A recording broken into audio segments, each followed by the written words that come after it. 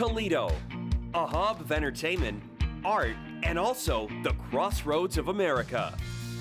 I'm Tim McMahon, and I'm hitting the road to discover the neighborhoods, grub, and gems beyond the Glass City. Join me for an adventure as I meet the people and tour the places at the beating heart of the Midwest. This is One Tank Travel.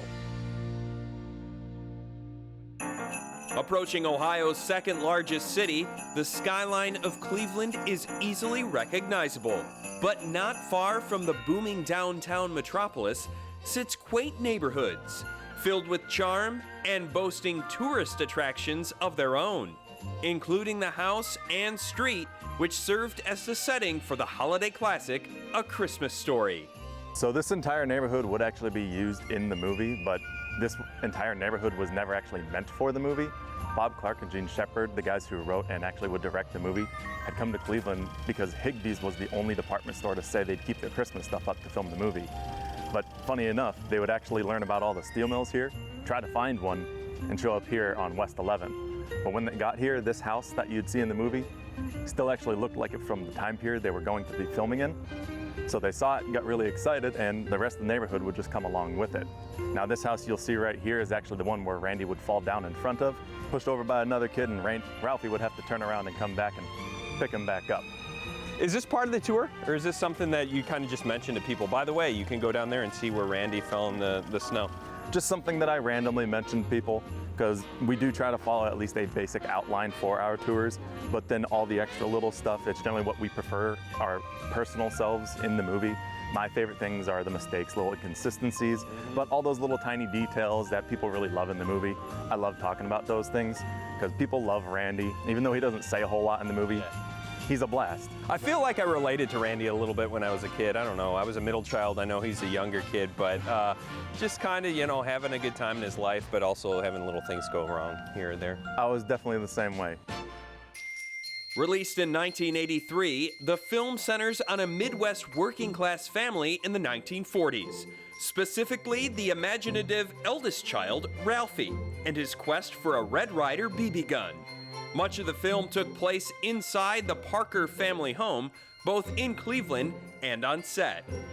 Unfortunately, a lot of the scenes couldn't be filmed in here because they didn't realize how small this house actually was. When they had actually first rented it from the guy, they hadn't even stepped inside yet. When they finally did actually step inside, they went, ah, crap. Saw how small it was, and only a little bit's filmed in here. People, as soon as they enter, they see that Fragile box, they get all excited, and then they get even more excited when we tell them, this is essentially a playground. Once we're done talking, they can do pretty much whatever they want in here. And then the major award. Obviously the major award. Speaks for itself. Every time people come in, you will see people photobombing outside and inside for people taking pictures with this. But it's always great to see people looking in from outside and then some little kid come up and just run his hand up the leg, seeing their faces outside. It's fantastic. I was gonna ask, that's Ralphie's, sort of key moment as he enters manhood, was through this lamp. Mm-hmm. Would you say that this is a point of pride, not only for the street, but Cleveland in general, Northeast Ohio? I would definitely say it is a little point of pride for Cleveland, but I think the part that makes it a little more significant is actual Tremont in Cleveland. Because prior to this museum becoming a thing, Tremont really needed some help. And that's one thing that I'm actually really proud of for us. Our owner, a lot of the money he would make has gone back right into this neighborhood. Let's go in the kitchen right now. Kitchen, very, very important part in the movie. Unfortunately, this kitchen is only used twice in the film. Daddy's gonna kill Ralphie. And he remembered their line.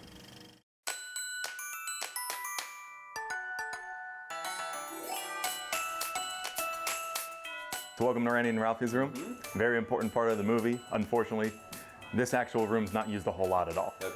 Really the only two scenes that I know off the top of my head. Ralphie wrote his theme right over there at the desk and he looked out the window. But it's funny because when he looks out the window, I know we can't see out the windows right now because we have the curtains closed, but you would see the front part of the house. Yeah. But when you see the old man in the driveway, that would be on the side. There's a side room right over here that they would move the camera over to see. Yeah. The other scene is Christmas morning. Looked right out the window, but it shows the backyard. There's a couple little inconsistencies there in the movie. Most people don't notice them, but those are at least two of the really fun ones I enjoy. Is the goal of the tour guide to ruin the movie for people or get them to like it more? but I can't tell. I try to keep those ones a little more on the side for when people bring those up to me. I just love those little mistakes. I think they're hilarious. We can't get in here, right? This would be where the parents are, room? So mom and dad's room is not actually in there, though that's where it would be in the movie. Instead, we're an Airbnb. So if people want to stay here in the house itself, they can. All they have to do is head onto our website. The price will range depending on the actual proximity to Christmas. And good luck with Christmas night. I don't even want to talk about that price. You can actually have 6 people, but you can stay in Randy and Ralphie's room. All you got to do is let us know before you stay so we can swap out all the bed sheets. That's really cool. I love that. So a whole family could stay here and reenact the entire film. After a quick visit outside, I can't help but notice how spacious it is back here. Do super fans ever want to get married in this backyard? So since I've worked here, I've seen 4 weddings here. I've seen about 11 people propose and all the ladies said yes, but I do have to laugh at one of them. Granted, it was during COVID and she had a mask on. I can guarantee she wasn't smiling. She was proposed to in front of the leg lamp and everybody turned and looked at her. Oh my goodness. we checked out the Bumpus House next door. Home to the turkey-loving hound dogs and their Bumpus family owners in the film, the refurbished house is available for reservations and boasts 1940s flair, with nods to the family which served as the bane of existence to Ralphie's old man. We wrapped our tour with a peek at more memorabilia inside the museum.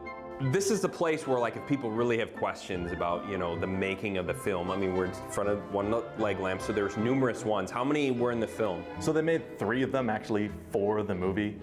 It's just a little bit unfortunate to know. I apologize. They've all been destroyed.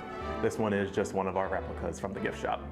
It's one of the very few things in here that's actually not from the movie.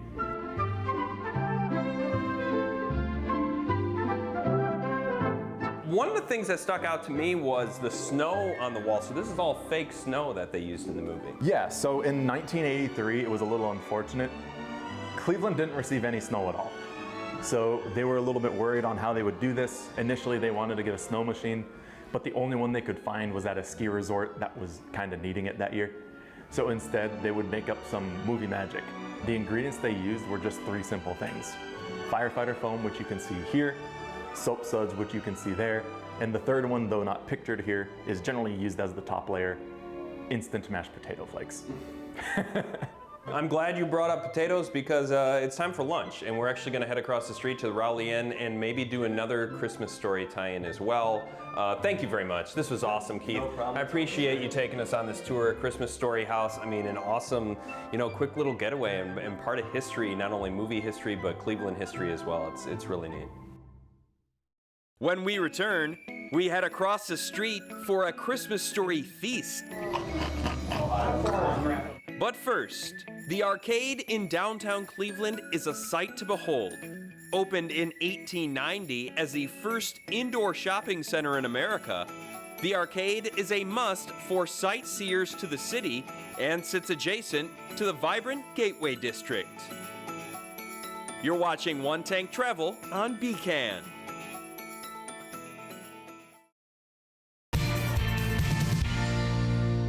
Welcome back to One Tank Travel. Caddy corner from a Christmas Story house in the Tremont neighborhood of Cleveland, Ohio, sits the Rowley Inn. The epitome of a neighborhood bar, Rowley is rich with history and character, and is home to a Christmas Story-themed food challenge. So this is Randy's Meatloaf Challenge. I don't usually do challenges when we do One Tank Travel, but we did the Christmas House Story tour, and I felt like it was appropriate to do this. So you don't use utensils, they just go right in. Randy's Meatloaf Challenge pays homage to a memorable scene from the film in which the youngest member of the Parker family goes face first into his dinner. You know, similar to how piggies eat.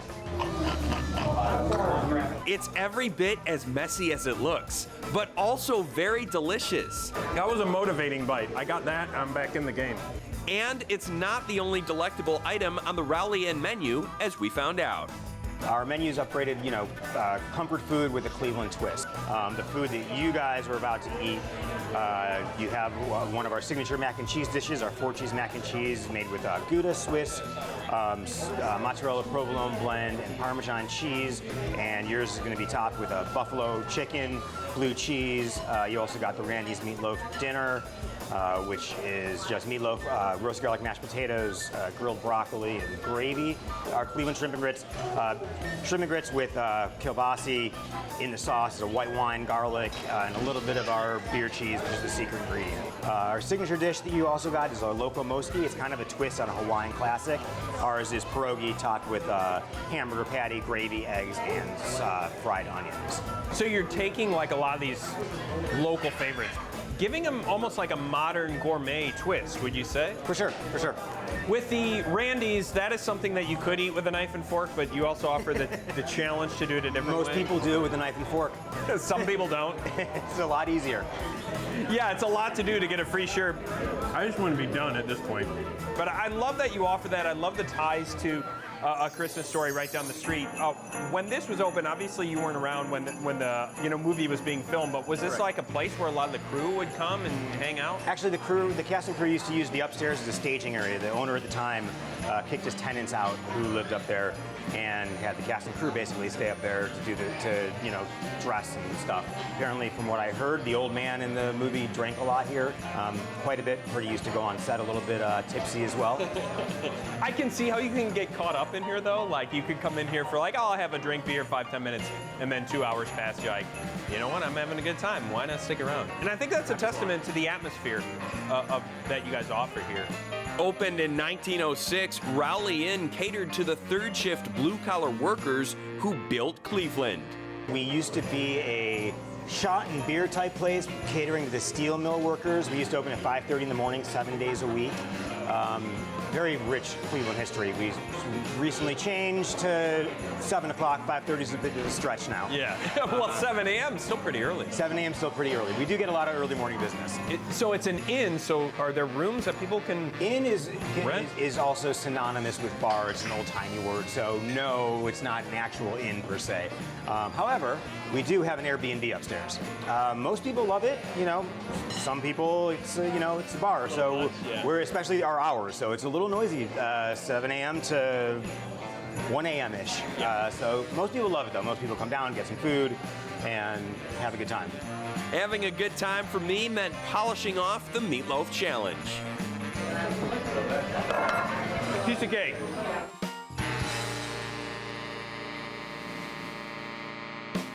Coming up, I get a taste of Christmas. Ale, that is. With a tour of Great Lakes Brewing Company.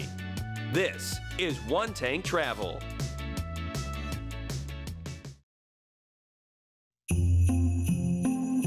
Welcome back to One Tank Travel.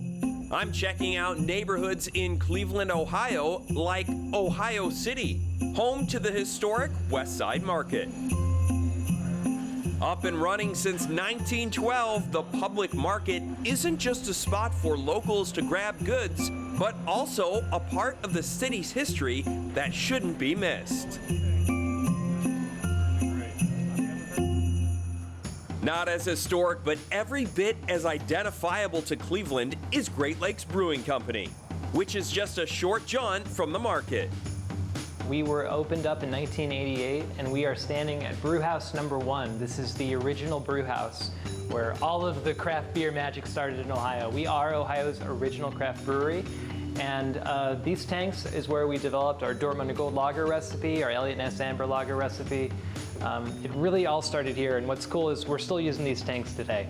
The brewery itself is across the street. We'll see that in a bit as well. But this place, the brew pub, anybody that loves Great Lakes, I mean, this is like the place where you need to come, especially this time of year, to really fully experience the flavors and everything that you guys have to offer. Absolutely. I mean, Cleveland has become such a great craft beer town, and if you really want to see like where it started just in the Buckeye State period, you've got to come to the brew pub. You can see the brew house #1 for yourself. You can taste some of our small batch beers, and then you can taste, some of the classics that we've been brewing, like Dortmunder or Christmas Ale. It's kind of the mecca in Cleveland, if you will. We're focusing on the winter getaway, so obviously Christmas Ale is our drink of choice for today. I feel like we need beers in front of us, so we head I'm definitely getting thirsty. All right, let's go. The character, the architecture, everything, the history, this is the brew pub side. It just has a historic nature to it. It's definitely got a lot of character.